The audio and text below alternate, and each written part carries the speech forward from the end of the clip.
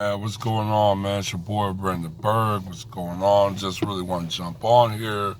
Right now I'm about to go head out, do some exercise and everything. I'm not really at no gym, Texas and everything. Still shut it down with this temporary shutdown, but they're slowly trying to reopen as well. Georgia, like is leading the charge and basically opened up. I think they basically focus on more of a health and beauty industry, from basically gym, beauty salon, barbershops, spas, um, and a few other things that really just deal with the health and the beauty industry. Um, and a lot of people was against it. Even Trump was against it. Um, but like I said, a lot of these states are in pressure. I'm not thinking.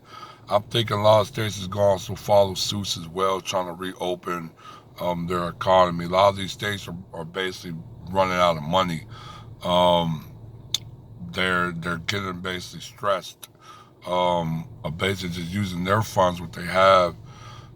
Employment is almost close to 27 million on unemployment. So you're already going into almost not you're almost going into almost in great depression status numbers. I mean, even the recession numbers wasn't that high. I think the highest they got was maybe around 20 million. Um, but beside 27 million, that's pretty high. Um, Also, too, like I said, many states are in a pressure open up. This is more of a financial problem than a humanitarian problem. And this is also of white supremacy really just crying that they're not making money, and they're also being restricted that to them they should be privileged to have their liberty or have their quote rights.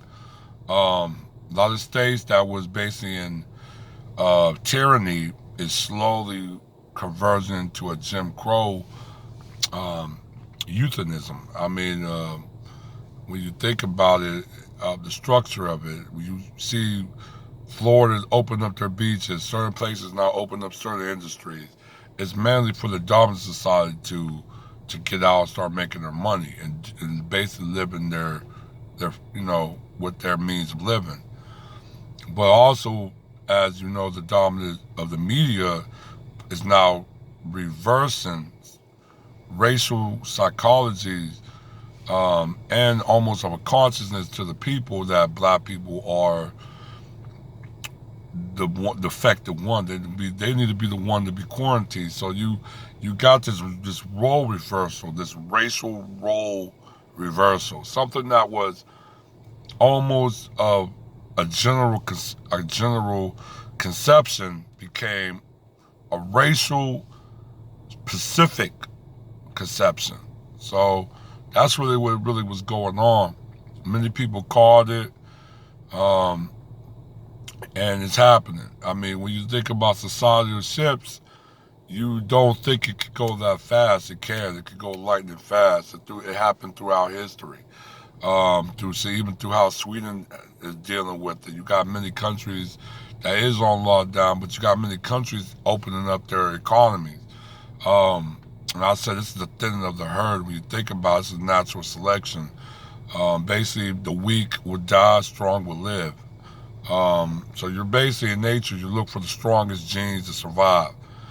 Um, it's just kind of way it is. It's the fact of life. Is really is actually nature's law, um, and in some type of um, understanding and humanology of thinking, this is kind of coinciding with that.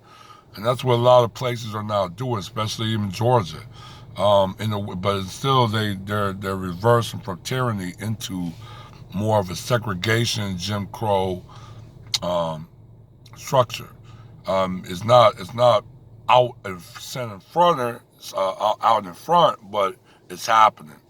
Um, like I said, I mean, I think, but also with the black celebrities, when you think about it, they don't really have no answers of it. When they think about it, you through all your life, you were giving your money, you was giving your fortune, you was giving the opportunity to build up your assets and your wealth individually. But when you come to the collective, the group, you want to get into this pull our boosts up to do for self. Do for self is only work as an individual. You got to do for self is an individual term. It's not a collective term. Um, I think what P Diddy got a mentor, a white man named Ray Dalio, but he's like a hedge fund guru. I think he's worth a couple billions. I think P Diddy got him for his mentor. What I heard of, and the guy, I think in his own words of Ray Dalio, he talked about capitalism is broken, but this is where capitalism is not broken, but it morphed into ultra capitalism. Um, it's more of aggressive capitalism. Uh, it's almost going to aristocracy. If you understand what that structure of society is, it's kind of like heading towards that. Um, Not to a feudalism. Feudalism is more of a default of any broken society, or even a government structure society. So feudalism is like a default of of what will occur if everything is broken in society. But yeah, ultra capitalism is kind of leading to aristocracy. Um, but Red Dalio was talking about broken capitalism, and he was talking about the wealth gap. Now, this he wasn't talking about the racial wealth gap. This was general term. This is something he was talking about. Basically, everybody, not specific any group, but just everybody. The wealth need to be distributed a little bit more, fairly. He didn't say equally, but he said more fairly. So there's not an extreme poverty and an extreme poverty was going on, but also more of just a more of a balance, not just of the have not, and that's it. Haves and have not, and you see a wide open gap. It's just not an economy can't function that way. But for P Diddy to actually go the opposite way, lets you know P Diddy's not really listening to what his mentor is saying, or the guy's not really telling P Diddy what really needs to be talked about. So it goes either way. You think about a lot of these black celebrities, yes, they got it individually, um, but they're not strong-minded to speak to culture or to uplift culture in a financial way as well. Um, this is almost like the crab effect, crab in the barrel effect to me. Um, once the crab kind of get up there, most crab want to bring it down. But you got some people want to make it. They don't come back to help people. It's just that's the way it is in black celebrity in this era. Now, black celebrities and black people that was in a more of a professional or up climb or upward um, standard of living, they did reach back and help their people financially. I mean, financially is always is going to be up in front of it. I mean, it's above everything else. When you think of economics, that's where your prosperity, that's where your rights of politics, everything comes out of economics. Um, without economics, there's nothing. And that's what a lot of these states are doing now because their economics is about to be shattered. So in the depth of a pandemic, they gotta open up. Um, and I'm gonna let you know, the dumb society is going to venture out. I mean, if black people is going to stay in, yes, I know they're staying in.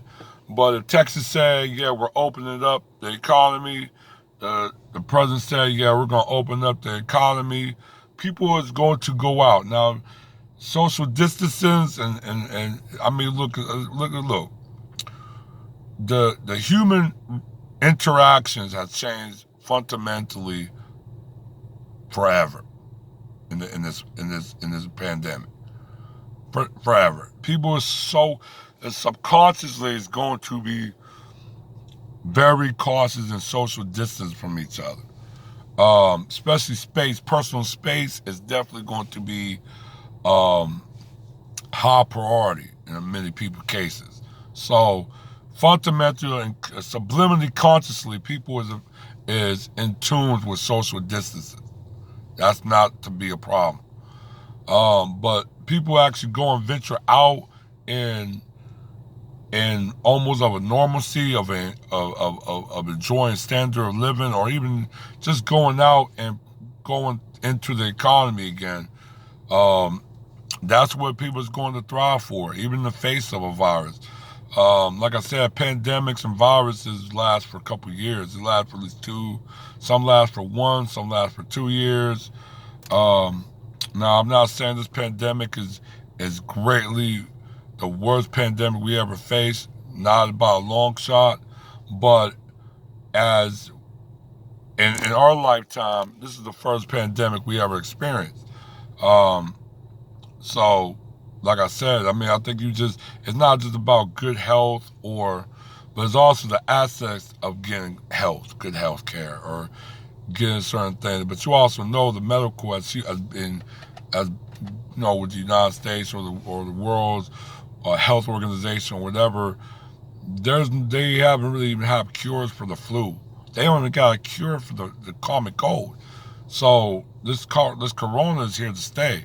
I mean, when you think about it, the people that, even that you're, quote, you say you're immune to it, um, your body ain't eradicated the virus. It's actually still in your system. So that lets you know how strong this virus is and how easily this virus can adapt to your immune system. Like the flu can adapt to various immune systems. So, in the common cold, same way. So this is pretty much this is what we're going to be dealing with for a very long time. Um, but yeah, I mean the reopening of a lot of these states is going soon to follow. I mean, this is more of a financial problem than humanitarian. There's this cash strap. Even though the government shelled out almost $500 billion, some members of Congress is already showing discontent of even keep throwing money out. So you're gonna have a lot of these states are going to be reopening their economy.